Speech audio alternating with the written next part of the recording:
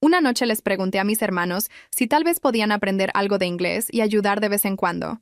Mi mamá alcanzó a oírme y dijo, «Déjalos en paz, son hombres. Ellos no tienen por qué preocuparse de eso». La semana siguiente llegué tarde a la casa porque había estado traduciendo en una junta de trabajo de mi papá con su jefe. Me perdí el cumpleaños de una amiga porque la junta de mi papá se alargó y yo tenía que estar ahí para asegurarme de que él entendiera todo. Venía molesta y dije algo que seguramente no debí decir. Dije, «Yo hago todo por esta familia y nadie lo valora siquiera». La cara de mi mamá cambió. Azotó la mano contra la barra de la cocina y dijo, «¿Quién te crees que eres? ¿Te crees muy importante? Ya te está creciendo el ego». Yo me quedé parada ahí, con el corazón golpeándome el pecho, sin entender cómo una verdad tan simple la había puesto así. Mi papá se metió. Dijo, «Tu mamá tiene razón. Tú nada más resulta que hablas inglés. Eso no es un mérito, es una casualidad. Te comportas como si esta familia se fuera a caer a pedazos sin ti». Mi mamá agregó, «No sabes nada del mundo real. Necesitas saber cuál es tu lugar y dejar de actuar como si fueras mejor que todos». Me quedé un momento nada más mirándolos. Sentí algo apagarse por dentro, despacio, como cuando alguien cierra una llave y el agua deja de correr. Entonces dije, «Está bien. Si no soy importante, entonces ya no me necesitan». Mi mamá puso los ojos en blanco. Mi papá volvió a su programa de la tele como si yo no hubiera dicho nada. No creyeron que hablaba en serio. No se les pasó por la cabeza ni un segundo. Al día siguiente, mi mamá me pidió que llamara al salón para hablar con la dueña y reservar una cita para el sábado. Lo dijo sin levantar la vista, revolviendo su café con la cucharita, como si la noche anterior no hubiera existido. Como si yo no hubiera dicho que ya no me necesitaban. Me quedé con el teléfono en la mano. Una semana antes habría marcado sin pensarlo. Habría hablado con la recepcionista. Habría apuntado la hora en el calendario de la cocina y se lo habría recordado a mi mamá 3 veces para que no se le olvidara. Eso hacía yo. Las citas del dentista de mis hermanos. Los recibos de la luz. Las cartas del seguro que llegaban en inglés, con letras chiquitas y palabras que en esa casa nadie podía leer más que yo. Las cartas de la escuela, las multas de tránsito, los formularios del banco. Todo pasaba por mis manos antes de existir para ellos. Marqué el salón. Hablé con la dueña. Reservé el sábado a las 11. Colgué y dejé el teléfono sobre la mesa. «Listo», dije. Mi mamá ni siquiera respondió. Asintió con la cabeza, como quien recibe algo que le toca por derecho. Mi papá pasó por la cocina, agarró un pan dulce de la canasta y se fue a la sala sin mirarme. Subí a mi cuarto. Me senté en la orilla de la cama y miré las paredes. Abajo, mis hermanos se gritaban en español jugando videojuegos, y mi papá subía el volumen de la tele para taparlos. Esa era la casa. Yo era la que traducía el mundo de afuera para que ellos pudieran seguir adentro sin que nada los tocara, y el día que pedí que alguno aprendiera 2 palabras de inglés, mi mamá me dijo que los dejara en paz, que eran hombres. Saqué la maleta de arriba del closet y la puse sobre la cama. No tenía un plan. No sabía a dónde iría ni con qué dinero. Solo sabía que si me quedaba una noche más fingiendo que esto estaba bien, me iba a convertir en lo que ellos querían. Alguien que agacha la cabeza y da las gracias porque la dejen servir. Empecé a doblar ropa. 2 pantalones, 3 blusas, el abrigo bueno. Las manos me temblaban, pero no era miedo. Era otra cosa. Era la primera vez en años que hacía algo nada más para mí. El teléfono sonó. Número desconocido. Lo dejé sonar 2 veces. Pensé que era el salón confirmando. Contesté con la voz plana. «Bueno?» «Good afternoon. ¿Hablo con la señorita que tradujo la junta del martes? ¿La hija del señor Herrera?», dijo un hombre en inglés, dudando un segundo en el apellido. Me enderecé en la cama. «Sí, soy yo. Soy Richard Anderson. Estuve en esa junta. Su padre trabaja para mí». El aire se me atoró en el pecho. El jefe de mi papá. El hombre del traje gris que durante 2 horas me había escuchado traducir cada cifra, cada cláusula, cada cosa que mi papá no entendía y que yo iba convirtiendo en algo que sí, en tiempo real, sin que se notara la costura. «Sí, señor Anderson. ¿Pasó algo? ¿Está todo bien con mi papá?» «Su padre está bien», dijo. «La llamo por usted». Me quedé callada. Oí mi propia respiración en el teléfono. «Llevo 20 años en esta empresa y he contratado a muchos intérpretes», siguió. La mayoría traduce palabras. Usted tradujo intención. Entendió lo que yo quería decir antes de que yo terminara de decirlo, y lo pasó al español sin perder nada. Cuando el cliente dudó, usted lo notó y ajustó el tono. Eso no se enseña. Eso se tiene o no se tiene. Apreté el teléfono contra la oreja. Sentí algo caliente subirme por la garganta. Nadie me había dicho algo así en toda mi vida. En mi casa, lo que yo hacía era una casualidad, una chamaca que de pura suerte hablaba inglés. Las palabras de mi papá de la noche anterior todavía me daban vueltas en la cabeza. Eso no es un mérito, es una casualidad. Tenemos una vacante, dijo Anderson, asistente bilingüe de dirección. Necesito a alguien que se siente conmigo en las juntas, que maneje a los clientes en los 2 idiomas, que no se pierda cuando la conversación se pone difícil. Lo que vi el martes es exactamente lo que busco. Quiero que venga a una entrevista. ¿Una entrevista? Repetí, como si no entendiera mi propio idioma. El jueves a las 9 de la mañana. ¿Le queda bien? Miré la maleta abierta sobre la cama, la ropa a medio doblar, la puerta cerrada de mi cuarto y, del otro lado, mi familia entera convencida de que yo no servía para nada más que resolverles la vida gratis. Ahí estaré, dije. La voz me salió más firme de lo que esperaba. Perfecto. Le mando la dirección por mensaje. Y señorita. Hice una pausa. Por ahora no le mencioné esto a su padre. Esto es entre usted y la empresa. Usted se ganó esta llamada sola, no por ser hija de nadie. Entendido. Colgué. Me quedé mirando el teléfono un rato largo, sin moverme, hasta que la pantalla se apagó sola y vi mi propia cara reflejada en el vidrio negro. Abajo, mi mamá gritó que bajara a poner la mesa. Mis hermanos siguieron jugando. Mi papá subió otra vez el volumen. Guardé la maleta debajo de la cama. Todavía no. Primero iría a esa entrevista. Iría con la blusa buena, con el currículum que nunca le había enseñado a nadie, con la voz que acababa de descubrir que tenía. Y por primera vez en mi vida, lo que me hacía invisible en mi propia casa iba a ser exactamente lo que me sacara de ella. Bajé a poner la mesa. 5 platos, como siempre. Doblé las servilletas como a mi mamá le gustaba, pero por dentro ya estaba contando las horas para el jueves. ¿Reservaste el salón?, preguntó mi mamá, sirviéndose primero. Sí, dije. ¿Ves? Para eso sirves. No era tan difícil. No sé por qué haces tanto drama. Mi papá soltó una risita desde la cabecera, sin despegar los ojos de la tele. Me mordí la lengua. Sonreí apenas y me senté. Que pensaran lo que quisieran. El jueves a las 9, el hombre que firmaba el cheque de mi papá iba a estar sentado frente a mí, ofreciéndome un lugar en la misma mesa donde mi familia ni siquiera sabía que existía una silla para mí. Comí en silencio. Por primera vez, el silencio no me pesó. Lo llené yo, por dentro, con todo lo que venía. El jueves me levanté antes que todos. Saqué la blusa blanca de cuello, la que guardaba para las bodas, y la planché en silencio para no despertar a nadie. Me peiné frente al espejo del baño mientras mis hermanos todavía roncaban del otro lado de la pared. Mi mamá me alcanzó a ver cuando bajé arreglada.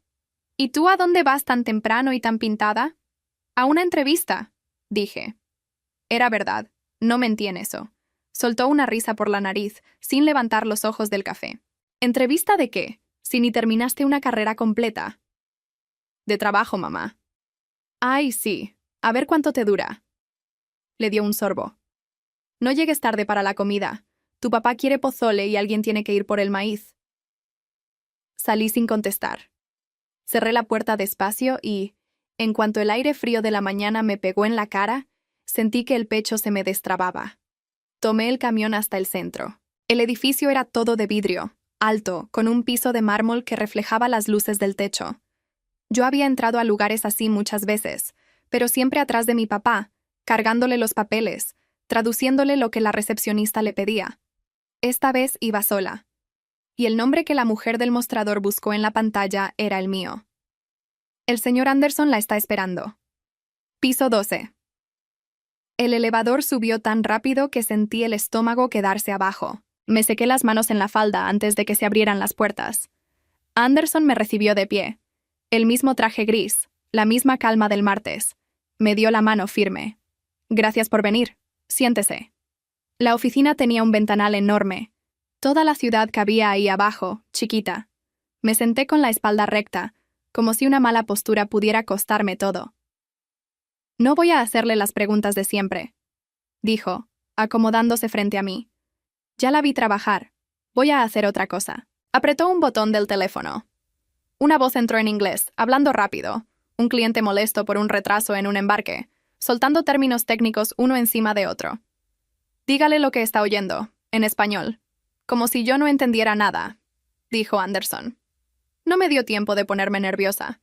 Empecé a traducir mientras el hombre seguía hablando, sin cortarlo, ajustando el tono para que no sonara a pleito, sino a un problema que se podía resolver. Cuando el cliente terminó, yo ya le tenía a Anderson 3 opciones de respuesta, ordenadas, en español, claro. Anderson colgó la llamada con un dedo y se quedó mirándome un segundo. ¿Sabe cuántas personas que entrevisté para este puesto se habrían quedado calladas esperando a que el señor terminara? No dije nada. El sueldo es el doble de lo que gana su padre. Tiene seguro médico, días pagados, y un escritorio afuera de esta oficina. Empieza el lunes. ¿Lo toma? El doble de lo que ganaba mi papá. La cifra me dio vueltas en la cabeza. Pensé en mi mamá diciendo, a ver cuánto te dura, esa misma mañana, con el café en la mano. Lo tomo, dije. Bienvenida. Salí de ahí flotando. En la banqueta me detuve. Saqué el teléfono y no supe a quién llamarle. No había nadie. Mi familia se habría reído o, peor, habría empezado a calcular cuánto de ese dinero les tocaba. Guardé el teléfono. Esto era mío y todavía no estaba lista para que lo tocaran. Llegué a la casa con el maíz para el pozole, como me lo habían pedido. Nadie preguntó cómo me había ido en la entrevista. «Hasta que llegas», dijo mi mamá, arrancándome la bolsa de las manos. «Pon la mesa». Puse la mesa. No dije nada del trabajo. Que pensaran que seguía siendo la misma que recogía maíz y doblaba servilletas. El lunes empecé. Anderson me sentó afuera de su oficina, con una computadora nueva y una línea directa. La primera semana entré a 5 juntas. En una de ellas, un cliente de Monterrey estaba a punto de cancelar un contrato grande, porque el gerente anterior le había prometido fechas imposibles. Yo lo escuché despotricar 10 minutos en español, y en vez de traducir su enojo palabra por palabra, le pasé a Anderson lo que el hombre de verdad quería, que alguien lo respetara. «Ofrézcale una visita a la planta», le dije a Anderson en voz baja. «No quiere descuento, quiere sentir que importa». Funcionó. El cliente firmó. Anderson me miró desde la cabecera de la mesa y asintió una sola vez, despacio. Y esa cabeceada valió más que todo lo que mi familia me había dicho en años. En la casa, nada cambió. Salía a las 7 de la mañana con mi blusa y mis tacones bajos, y mi mamá creía que andaba de secretaria en no sé dónde. Mi papá ni preguntaba. Seguía llegando del trabajo, prendiendo la tele, subiendo el volumen. Una noche, mientras yo revisaba en mi teléfono un correo de un cliente, mi mamá me lo arrancó de la mano. «Deja esa cosa y tradúceme esta carta del doctor de tu abuela. Para eso sí sirves». Era una carta simple, de una cita reprogramada. Se la leí en 30 segundos. Ella la dobló y la guardó como si yo le hubiera hecho un favor que me correspondía hacer. «¿Ves? No era tan difícil», dijo. Me quedé mirándola. Esa misma tarde yo había estado sentada en una mesa de juntas decidiendo, con una palabra, si un contrato de $500,000 se firmaba o se caía. Y para ella yo seguía siendo la chamaca que servía para leer las cartas del doctor. No dije nada. Subí a mi cuarto, abrí la laptop que la empresa me había dado y seguí trabajando hasta tarde. Cada hora que ellos me trataban como nada, yo me convertía en algo más grande, en silencio, debajo del mismo techo donde nadie se daba cuenta. Saqué la maleta de debajo de la cama. La miré un rato largo. Todavía no. Pero ya no la guardé tan al fondo. Pasaron 3 semanas antes de que mi papá se enterara. No se lo dije yo. Lo descubrió de la peor manera para su orgullo.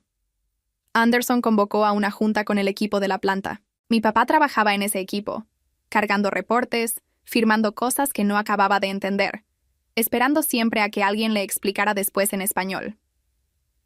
Esa mañana los subieron al piso 12, a la sala grande, la de la mesa larga y el ventanal. Yo ya estaba adentro, sentada a la derecha de Anderson, con mi laptop abierta, lista para traducir la junta. La puerta se abrió y entró mi papá con otros 3 hombres de la planta. Lo vi buscar con la mirada dónde sentarse, con esa incomodidad que ponía siempre en los lugares donde el inglés lo dejaba afuera. Y entonces me vio. Se quedó parado en seco, con la mano todavía en el respaldo de la silla. Abrió la boca y no le salió nada. Yo sostuve su mirada un segundo y volví a mi pantalla. No iba a temblar. No ahí. Buenos días a todos, dijo Anderson. Ella es mi asistente. Va a traducir para que nadie se pierda nada. Mi papá se sentó despacio, sin quitarme los ojos de encima. Durante la hora siguiente, cada vez que Anderson explicaba un cambio en los turnos o en las metas de producción, yo lo pasaba al español. Para todo el equipo. Para mi papá. Él, que me había dicho que hablar inglés no era un mérito sino una casualidad, estaba ahí sentado dependiendo de esa casualidad para entender qué iba a pasar con su propio trabajo. Cuando un supervisor preguntó algo y mi papá no captó la respuesta, volteó hacia mí por reflejo, como en la casa. ¿Qué dijo? Me preguntó en voz baja, en español. Que las horas extra ahora se pagan al doble los domingos, le contesté sin emoción, igual que le habría contestado a cualquier otro empleado. Vi cómo se le tensó la mandíbula. No por el contenido. Por tener que pedírmelo a mí, en esa mesa, delante de su jefe. La junta terminó. La gente se levantó. Mi papá se quedó atrás, esperando a que los demás salieran. Cuando quedamos los dos y Anderson revisaba algo en su teléfono junto a la ventana, mi papá se acercó. «¿Qué es esto?», dijo entre dientes. «¿Desde cuándo?». «Desde hace 3 semanas». «¿Y no pensabas decirme? ¿Andas trabajando aquí, arriba de mí, y te lo callas?». «Tú nunca preguntaste cómo me fue en la entrevista», dije. «Ni ese día, ni ninguno». Apretó los labios. Anderson se acercó entonces, ajeno a todo, y le puso una mano en el hombro a mi papá. «Herrera, tiene una hija con mucho talento», dijo en inglés. «La mejor contratación que he hecho en años». Mi papá me miró, esperando que tradujera. Y lo hice. Palabra por palabra. Dice que tengo mucho talento, que soy la mejor contratación que ha hecho en años. Lo dije con la cara seria, sin disfrutarlo por fuera. Por dentro era otra cosa. Mi papá forzó una sonrisa para Anderson. Asintió. Dijo, thank you, con su acento duro, y salió de la sala con la espalda menos recta de cómo había entrado. Esa noche, en la casa, esperé a ver qué iba a pasar. Llegué tarde, como siempre. Mi mamá estaba sirviendo la cena. Mi papá ya le había contado. «Con que la señorita ahora trabaja con mi jefe», dijo él desde la cabecera, removiendo la sopa sin comerla. «Qué calladito te lo tenías». «No había nada que avisar», dije sentándome. «Le andas haciendo creer al gringo que eres la gran cosa», siguió. «Una asistente. Eso es lo que eres. Una secretaria que le carga la agenda. No te subas tanto». Mi mamá movió la cabeza, dándole la razón con el gesto. «Bien que se cree mucho desde que le pagan unos $1 de más», dijo ella. «A ver si con eso ya va a empezar a aportar para la casa». Me quedé mirando mi plato. Una asistente. Una secretaria. Esa misma tarde yo había traducido la junta de la que dependía el trabajo de mi papá, y para él yo seguía siendo alguien que cargaba una agenda. Me acordé de cuando tenía 12 años y mi papá me sacaba de la escuela a media mañana para llevarme a las citas del banco, a las del seguro, a las de migración. Yo traducía para los adultos en una ventanilla, parada de puntitas para alcanzar el mostrador, mientras los hombres de traje me hablaban a mí porque era la única que entendía. Y después, en el coche, mi papá no me decía gracias. Me decía que me apurara, que íbamos tarde. «Gano el doble que tú, papá», dije, sin levantar la voz. El cucharón de mi mamá se detuvo en el aire. Mi papá levantó la cabeza despacio. «¿Qué dijiste?» «Lo que oíste. El doble. Con seguro. Con días pagados. Por la misma casualidad que según tú no era ningún mérito». Nadie habló. Mis hermanos dejaron de masticar. Mi papá dejó la cuchara en la mesa con cuidado, como si moverla más fuerte fuera a romper algo. «Tú no le hables así a tu padre», dijo mi mamá. «No le estoy hablando mal, le estoy diciendo un número». Me levanté. Dejé el plato casi lleno en el fregadero y subí a mi cuarto. Atrás oí a mi mamá empezar el discurso de siempre, que el orgullo, que el respeto, que una hija decente. Cerré la puerta y dejé de oírlos. Me senté en la cama y miré la maleta, todavía a medio salir de abajo. Las manos no me temblaban esta vez. Saqué el teléfono y revisé el correo. Anderson me había escrito: «Mañana junta con el cliente de Monterrey. Te quiero ahí». 3 palabras y yo importaba más que en toda mi casa junta. Abajo seguían hablando de mí como si no estuviera. Y por primera vez, eso ya no me dolía. Me daba prisa. Prisa por irme. Prisa por construir el lugar donde nadie iba a volver a decirme que era yo. La que no me quería en la empresa se llamaba Megan. Llevaba 6 años ahí. Coordinaba la agenda de los clientes, y hasta que yo llegué había sido la única que se sentaba cerca de Anderson en las juntas importantes. Desde el primer día me sonrió con la boca y me midió con los ojos. Al principio fueron cosas chicas. Olvidaba copiarme en los correos. Me pasaba las direcciones de las reuniones con la calle mal escrita. Una vez me dijo que la junta era a las 11 cuando era a las 10, y llegué a la sala cuando ya estaba a la mitad. Anderson levantó la vista, extrañado de verme entrar tarde. No di explicaciones. No iba a llegar acusando a nadie el primer mes. Pero la cosa creció. Un jueves teníamos al cliente más grande de la empresa, una cadena de tiendas de Guadalajara que movía millones al año. Megan me entregó la carpeta con los datos de la cuenta 1 hora antes, sonriendo. «Toma, para que vayas preparada», dijo. «Anderson quiere que tú lleves esta sola. Yo tengo otra cosa». Abrí la carpeta en mi escritorio, y se me heló el estómago. Los números estaban cambiados. Los precios que aparecían ahí no eran los que la empresa había acordado con el cliente. Si yo entraba a esa junta y presentaba esas cifras, el cliente iba a sentir que le estábamos subiendo los costos a escondidas. Se levantaría de la mesa, y la culpa caería sobre mí, la nueva, la que no sabía manejar una cuenta grande. Megan ya se había ido a su lugar, tecleando, con media sonrisa. Tenía 40 minutos. Podía ir con Anderson y acusarla, pero no tenía pruebas de que ella hubiera cambiado los números a propósito, y un pleito de oficina entre dos mujeres siempre lo pierde la que llegó al último. Hice otra cosa. Entré al sistema con mi clave. Busqué el contrato original. El firmado. El que tenía los precios reales. Los imprimí con la fecha y la firma del cliente bien visibles. Rehice la presentación entera en media hora, con las cifras correctas, y al lado puse el documento original por si alguien dudaba. No dije una palabra. La junta empezó. El cliente, un señor canoso de Guadalajara, llegó con cara de pocos amigos. Yo presenté los números, los correctos. Vi cómo se le relajaban los hombros cuando reconoció los precios que él había acordado. Pensé que venían a renegociar a la alta, dijo en español, mirándome. No, señor. Venimos a respetar lo que se firmó. Aquí está el contrato, por si quiere revisarlo. Le deslicé el documento original sobre la mesa. El hombre lo miró, asintió y firmó la renovación ahí mismo. Una cuenta de varios millones. Salvada. Anderson no entendió todo lo que se dijo en español, pero entendió el resultado. El cliente entró molesto y salió firmando. Cuando el señor se fue, Anderson me miró. ¿Hubo un problema con las cifras? Hubo una versión vieja en la carpeta, dije. La corregí con el contrato original. Nada grave. No dije el nombre de Megan. No hizo falta. Anderson se quedó callado un momento, mirando hacia el escritorio donde ella fingía trabajar, y yo supe que él ya estaba atando cabos solo. Los jefes que llegan a viejos en su puesto no son tontos. Esa tarde me llamó a su oficina. Megan nos vio entrar y dejó de teclear. «Llevo semanas observando», dijo Anderson cerrando la puerta. «Llegas antes, te vas al último, y cada cosa que tocas sale mejor de como entró. Hoy salvaste una cuenta que pudo costarme el año, y lo hiciste sin venir a llorar a mi oficina». Me quedé quieta, esperando. «Te voy a dar la coordinación de clientes. Es un puesto arriba del que tienes. Más responsabilidad, más sueldo, y tu propia oficina, no un escritorio en el pasillo».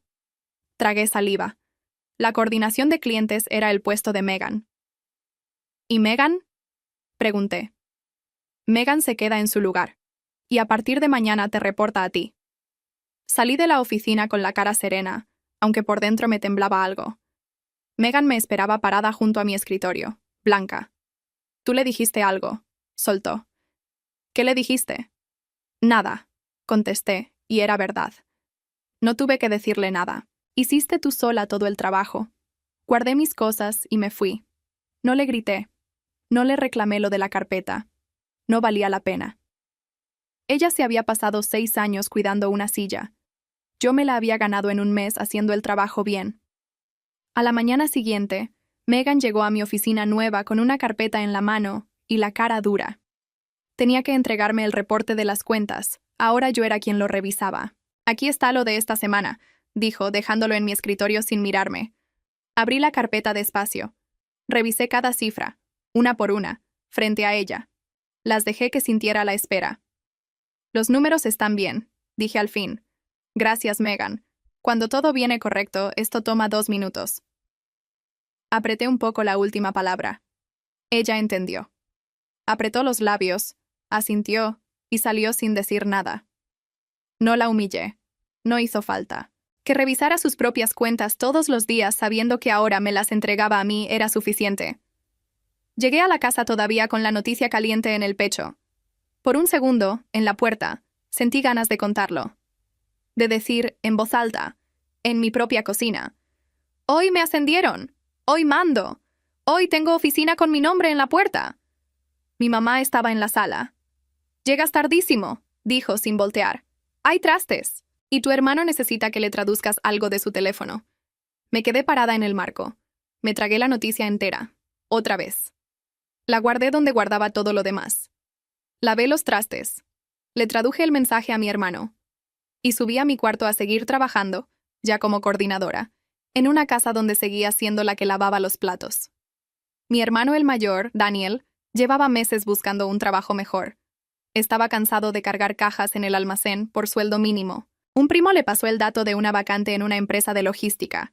El doble de paga, horario de oficina, futuro. Daniel llegó a la casa contento esa noche, enseñando el anuncio en su teléfono. Mi mamá lo abrazó como si ya le hubieran dado el puesto. «¿Ves? Mi hijo va para arriba», dijo, orgullosa. Daniel me pasó el teléfono. «Oye, ayúdame a llenar esto. Está en inglés». Leí el anuncio. Era un buen puesto, pero en los requisitos, hasta abajo, decía claro: inglés intermedio indispensable, atención a clientes en los 2 idiomas. «Daniel, piden inglés», dije. «Para el trabajo, no nada más para llenar la solicitud. Vas a tener que hablar con clientes en inglés todos los días», se le borró la sonrisa. «Pues tú me ayudas en las entrevistas, como siempre». «No puedo ir contigo a trabajar todos los días, Daniel. El trabajo es tuyo. El inglés tiene que ser tuyo». Mi mamá dejó la cuchara en la olla de golpe. «Mírala. Ahora que le pagan se cree con derecho de negarle la ayuda a su propio hermano». «No le estoy negando ayuda», dije. «Le estoy diciendo la verdad. Hace 2 años yo les pedí que él aprendiera aunque fuera lo básico. ¿Te acuerdas qué me dijiste? Que lo dejara en paz, que era hombre, que no necesitaba preocuparse por eso». El silencio se puso espeso. Mi papá, en la cabecera, bajó el tenedor. «Ya no empieces», dijo él. «No estoy empezando nada. Estoy diciendo lo que pasó. Daniel no sabe inglés porque ustedes decidieron que no le hacía falta. Y ahora el trabajo que quiere se le va por eso. No por mi culpa. Por una decisión que tomaron cuando él tenía 14 años». Daniel me miraba, callado, con el teléfono todavía en la mano. Por primera vez creo que entendió. No me reclamó. Bajó la vista a la pantalla, a ese anuncio que no iba a poder contestar. «Le puedo enseñar», dije, más suave, «los sábados. En serio, con cuadernos, con práctica. Pero le toma meses. No es una entrevista que yo le traduzca y ya». «Meses», repitió mi mamá, con desprecio. «Para entonces ya le dieron el trabajo a otro». «Sí, a alguien que sí se preparó». Mi mamá rodeó la mesa y se paró frente a mí. «¿Sabes cuál es tu problema? Que se te subió. Unos $, una oficina, y ya te crees más que la familia que te crió. Se te olvidó de dónde vienes». Me levanté de la silla. Despacio, la miré a los ojos, a la misma altura. «No se me olvidó de dónde vengo, mamá. Me acuerdo perfecto. Me acuerdo de que a los 12 años yo llenaba sus papeles del banco mientras ustedes me esperaban en el coche. Me acuerdo de que perdí cumpleaños, tardes, fines de semana enteros traduciéndoles la vida. Y me acuerdo de la noche que dije que hacía todo por esta familia. Y tú me dijiste que quién me creía que era». Le tembló algo en la cara.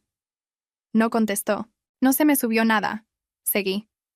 «Lo único que pasó es que por fin alguien me dijo que lo que hago vale. Y resulta que vale el doble de lo que gana mi papá. Eso no es ego. Es un cheque. Pueden odiarlo, pero es real».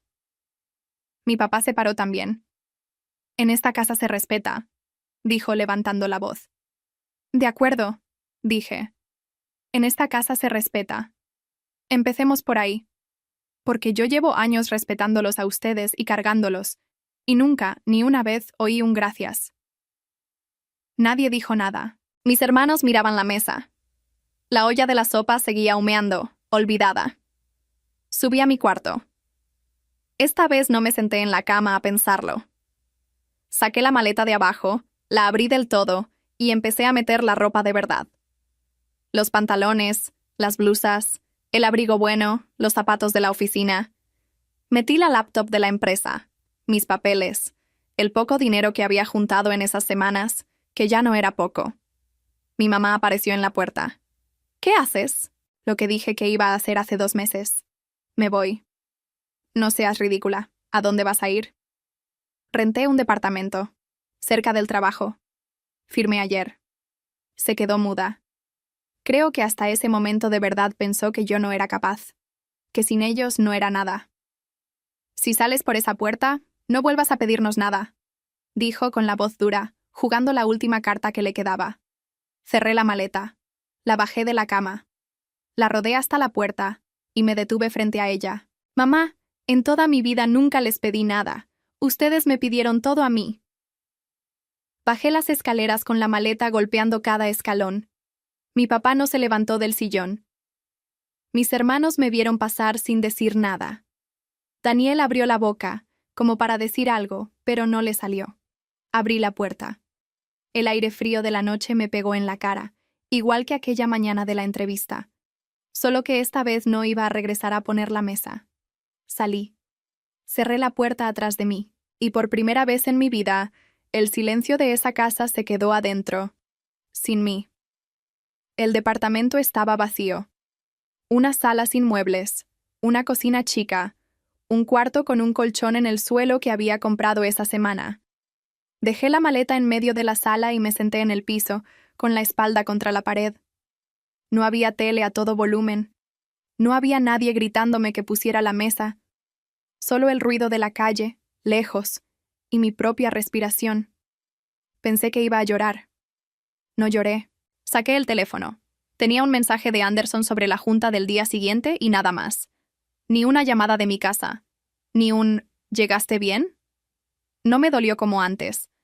Miré las paredes desnudas de ese departamento que era mío, que pagaba yo, donde nadie iba a decidir cuál era mi lugar.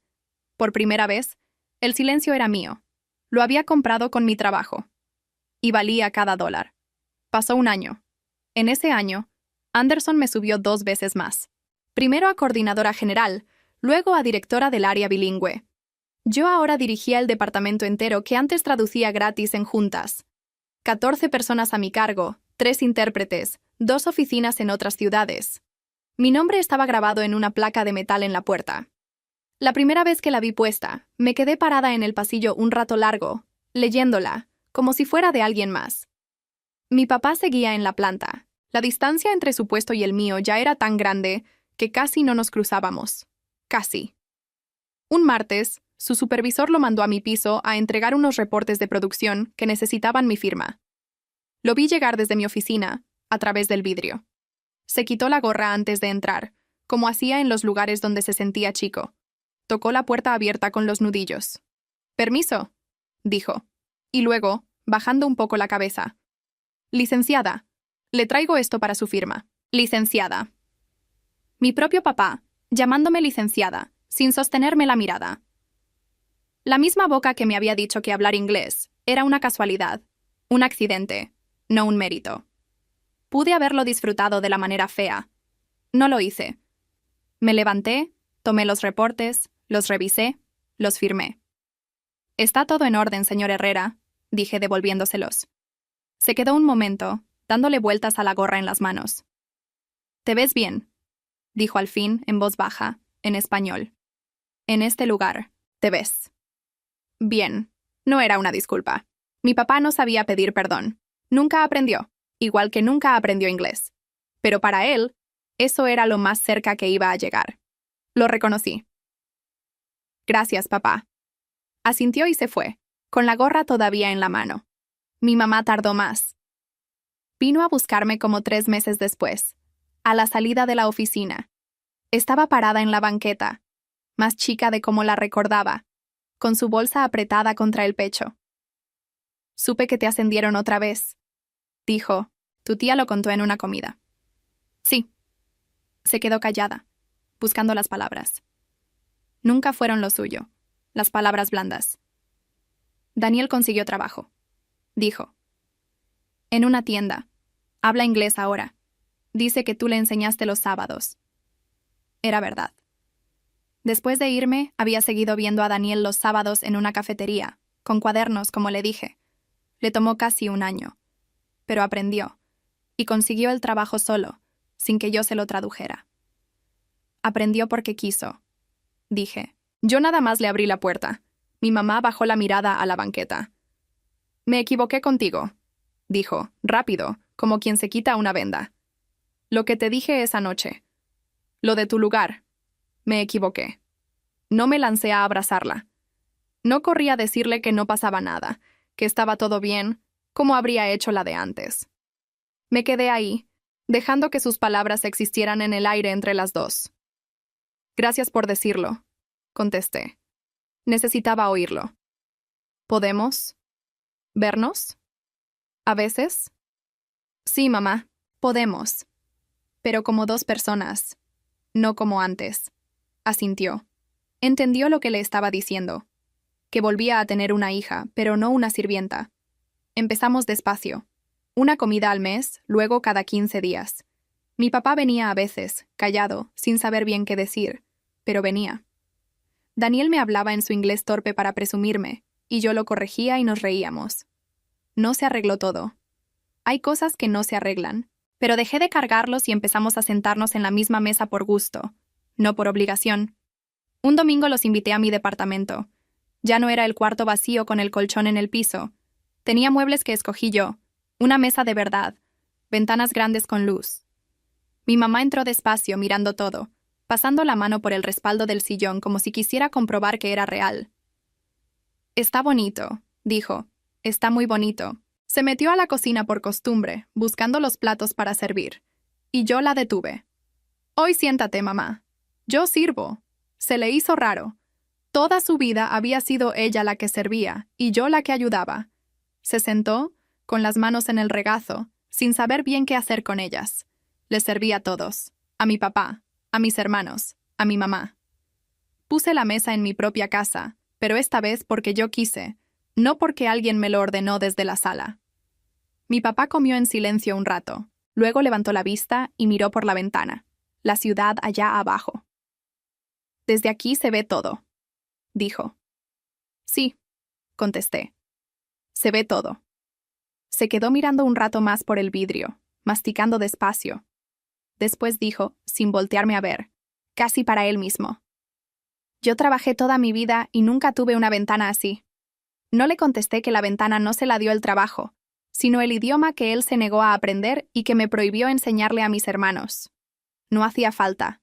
Él lo sabía. Lo veía en cada piso que subía el elevador para llegar a mi oficina. Daniel contó, en su inglés todavía duro, una historia de su trabajo nuevo, y se trabó en una palabra. Por reflejo, volteó a verme, pero esta vez no para que yo la dijera por él, para que se la corrigiera. Se dice delivery, le dije. Delivery, repitió, y siguió solo. Ese fue el momento en que entendí que algo de verdad había cambiado. Ya no era yo cargando a todos, era yo enseñando, y ellos aprendiendo a pararse en sus propios pies. A veces pienso en aquella noche en la cocina, cuando dije que si no era importante, entonces ya no me necesitaban. Pensaban que era una amenaza de niña berrinchuda. Resultó ser lo más verdadero que dije en mi vida. Hoy manejo mi propio coche hasta una oficina con mi nombre en la puerta, y lo estaciono en el cajón que dice dirección. No lo hago para que nadie me vea. Lo hago porque por fin sé lo que valgo. Y resultó que valía exactamente eso que ellos llamaban una casualidad.